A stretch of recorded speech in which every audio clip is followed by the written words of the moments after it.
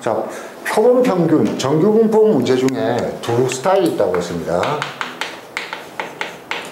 어떤 스타일이 있다고 했냐면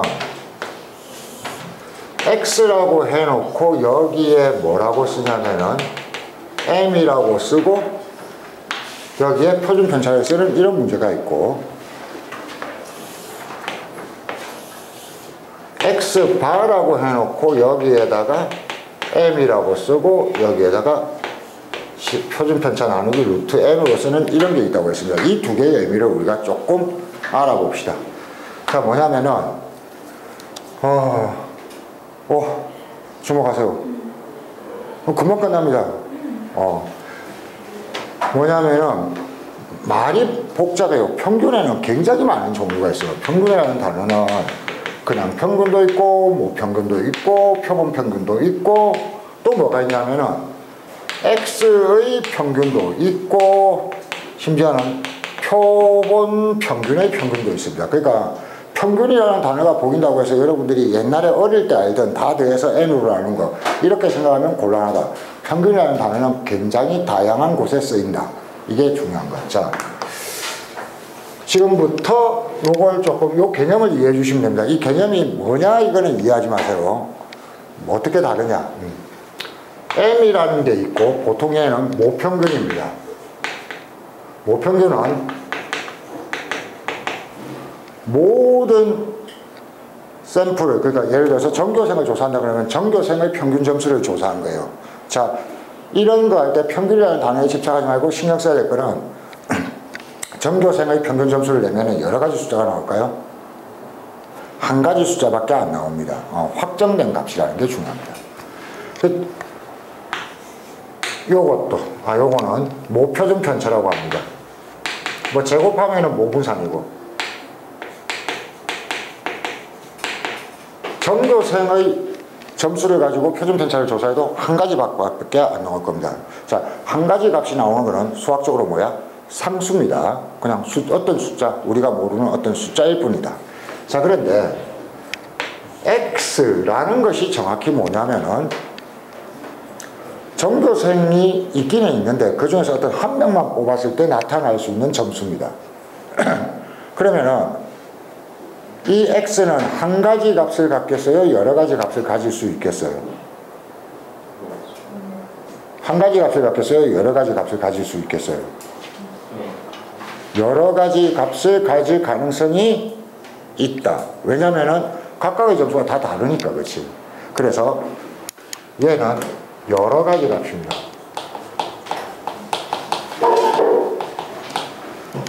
여러 가지 값을 갖는 걸 우리는 뭐라고 한다? 변수라고 하고, 각 확률이 있기 때문에 우리는 확률 변수라고 하는 겁니다. 그러면 이 X는 쉽게 말해서 여러분 표 그릴 때 1번 학생을 뽑았을 때 70점, 뭐 71점, 그 확률도 다 계산이 되겠어요? 안 되겠어요? 되겠죠. 표를 그릴 수 있는 겁니다. 모평균은 표를 그릴 수 있는 숫자야? 전혀 아니죠. 자, 그래서 표를 그릴 수 있다. 그러니까 여러 가지 값을 가질 수 있으니까 이 표를 그려서 평균을 계산할 수가 있겠어요? 없겠어요? 있겠죠. 그래서 여기를 EX라고 하는 겁니다. X를 가지고 여러 가지 값인데 그놈의 평균을 계산할 수 있다는 겁니다. 그 다음에 마찬가지로 EX를 가지고 이 표를 그린다면은 X의 표준 편차도 계산할 수 있겠죠. 두 개가 같은 놈입니까? 다른 놈입니까? 전혀 다른 개념입니다. 전혀 다른 개념. 이거는 X의 평균이고 이거는 뭐야? 모평균. 전혀 다른 것들이 이렇게 존재한다까지만 이해하면 돼요. 자, 그 다음에 여러분들이 헷갈리는 거는 X바입니다.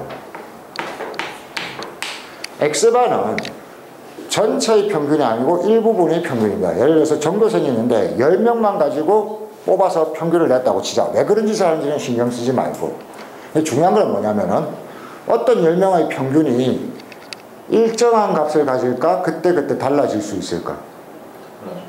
달라질 수 있습니다. 왜냐하면 공부 잘하는 10명을 뽑을 수도 있고 공부 못하는 10명을 뽑았을 수도 있잖아.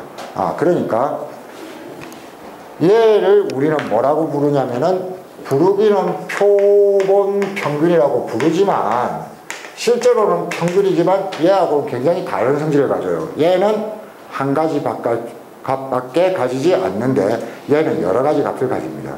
그러니까 얘를 가지고도 우리가 복잡해도 10명의 평균을 뽑았을 때 나타날 수 있는 점수가 몇 가지겠어요? 여러 가지가 나올 겁니다. 그리고 그 확률도 계산이 될 겁니다. 여러분들이 계산할 일은 없지만 이게 표가 그려지는 놈이구나, 얘는 표가 그려지지 않는 놈이구나 하는 걸 구분해 주시면 되겠네요. 그러면 이게 표가 그려지니까, 확률 분포표가 그려지니까 이걸 구할 수가 있겠다 없겠다? 있겠다. 마찬가지로 이놈의 표준 편차도 이 표를 보면서 구할 수가 있겠다 없겠다? 있겠다. 이게 중요한 겁니다. 자, 다시 한번 얘기하면은 결론.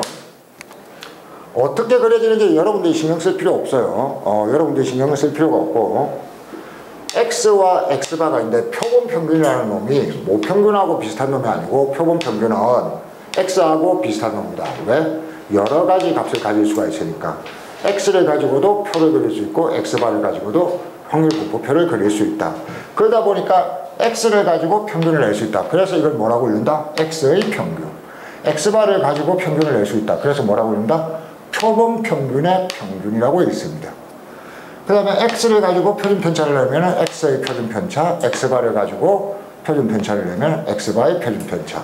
이렇게 서로 다 같은 개념, 다른 개념, 완전히 다른 개념이라는 게 중요하다. 이게 첫째. 그렇죠?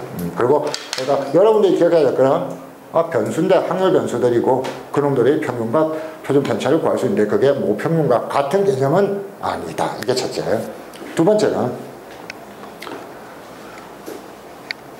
얘와 얘는 비교가 가능합니까? 가능하지 않습니까? 비교가 가능하지 않아요. 얘는 상수고 얘는 여러 가지 값을 가지니까. 그렇죠? 그런데 얘와 얘들은 다 확률 변수 분포표를 이용해서 계산해보면 상수값이 나올 거라고요. 상수값이 나왔을 때 이 계산 결과가 놀라운 일이 있더라 이거죠. 뭐냐면은 얘와 얘의 계산 결과가 같더라는 것을 밝혀놨다. 누가?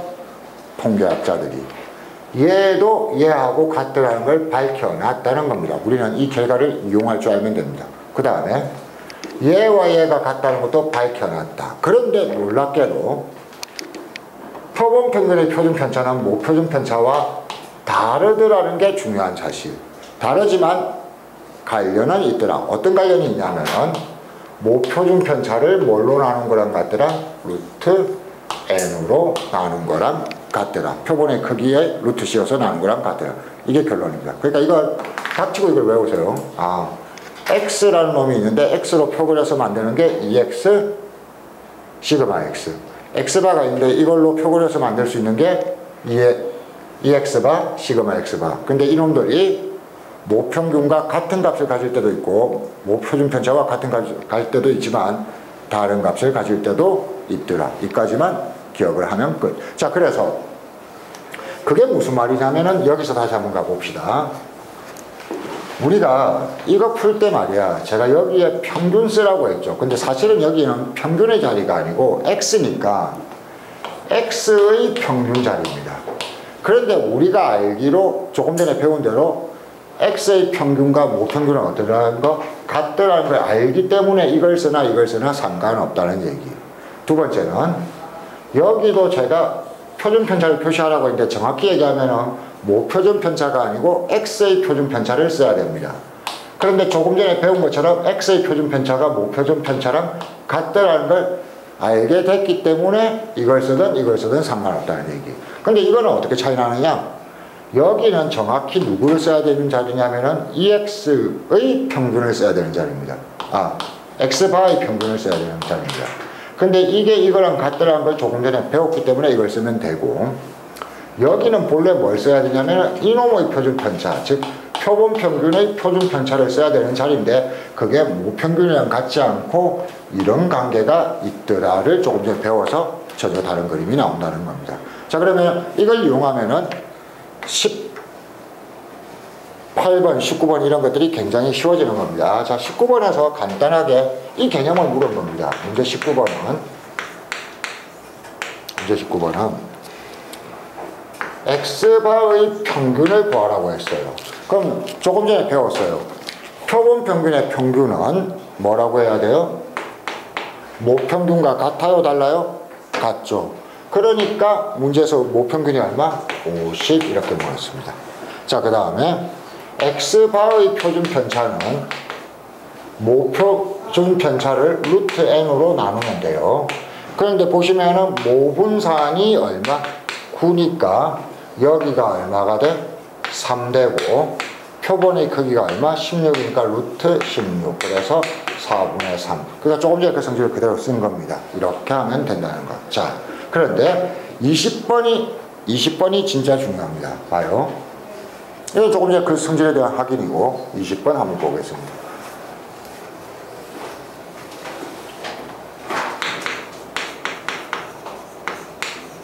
여기서 이제 생각을 잘 해주셔야 됩니다, 여러분. x바의 평균이나 x바의 분산이나 x바의 표준 편차가 왜 복잡해지는가를 보여주기 위한 문제가 20번입니다. 문제 20번에서 봐요. x바의 분산을 구하라고 했는데 뭐 x바의 평균을 구해도 마찬가지예요.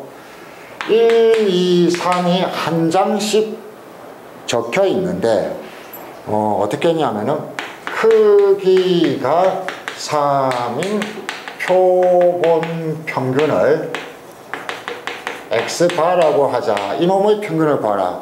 자, 우리가 평균을 구할 때 본래 했던 방식을 생각을 해봅시다. 본래 했던 방식은 어떻게 해야 되는 거죠? 본래 했던 방식은 x바의 표를 그려야 되죠. 자, x바의 표를 그리려고 하다 보니까 x바는 3개를 뽑아서 평균을 낸 겁니다. 복원 추출. 제일 작으면 어떤 값을 가질 수 있을까요? 카드를 1, 1, 1 뽑았다면 평균이 얼마예요? 1이죠. 그 확률이 얼마가 될까요? 27분의 1이겠네요. 그렇죠? 1, 1, 1만 나와야 되니까. 자, 그 다음부터 조금 어려워집니다. 카드를 만일 1, 1, 2로 뽑았다면 평균이 얼마겠어요? 3분의 4죠. 확률은 얼마겠어요? 1, 1, 2를 뽑을 수도 있고 1, 2, 1을 뽑을 수도 있고 2, 1, 1을 뽑을 수도 있으니까 확률이 얼마가 된다? 27분의 3. 자, 그 다음에 1, 2, 2를 뽑았다면 평균이 얼마죠? 3분의 5. 자, 요까지만. 이거 실제로 여러분들이 풀으라는 게 아니고 표본 평균이라는 걸 이해를 하라는 겁니다. 어때요? 실제로 3개를 뽑아가지고 평균을 내면은 여러 가지 값을 가질 수가 있죠. 값도 복잡해지죠. 확률 계산은 어떻게 돼요? 더 복잡해지죠. 이해되십니까? 자, 그래서 이걸 가지고 곱하고 더해야 되는데 이런 복잡한 걸 할 수는 없겠구나.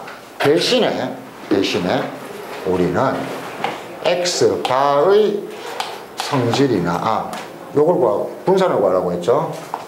분산은 x바의 분산은 뭘 알았다? 알고 있다? 모분산을 뭘로 나누면 된다? n으로 나누면 된다는 걸 여러분들이 알고 있잖아. 자, 그래서 모분산을 n으로 나누면 되는데 얘는 n이 지금 크기가 얼마? 3.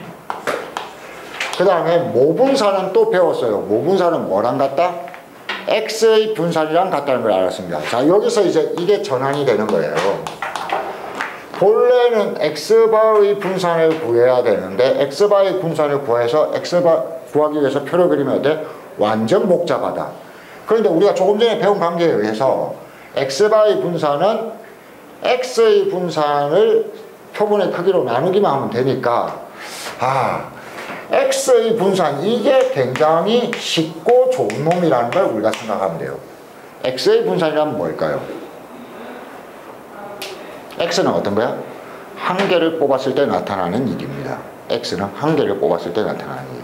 x바는 3개의 평균이라고 했으니까 3개를 뽑았을 때 나타나는 일을 생각해야 되는데 x는 훨씬 간단해진다는 거죠. 이렇게 한 방에 끝난다는 얘기입니다.